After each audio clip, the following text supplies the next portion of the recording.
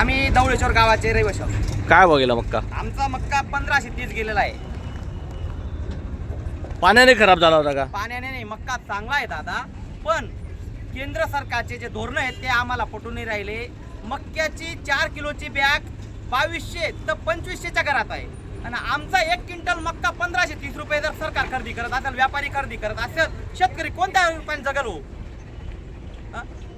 बरोबर. मग एक खाद्याची 50 किलोची गोण 2400 रुपयाला आहे. मजुरी 500 रुपये आहे.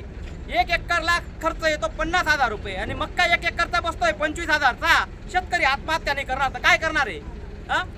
मला फक्त केंद्र सरकारला एकच सांगायचं, हेच आजचे दिन आहेत का? जर हे शेतकरीचे आजचे दिन असतील तर काँग्रेस सरकार चांगलं होतं.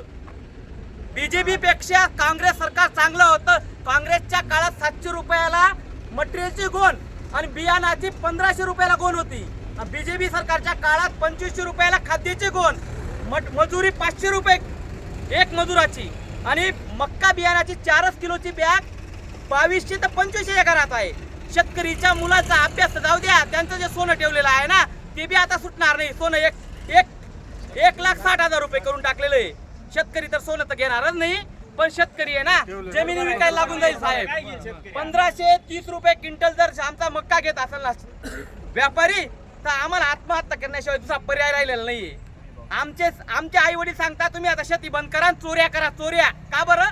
तर 1530 रुपये भाव चालू आहे आमचा.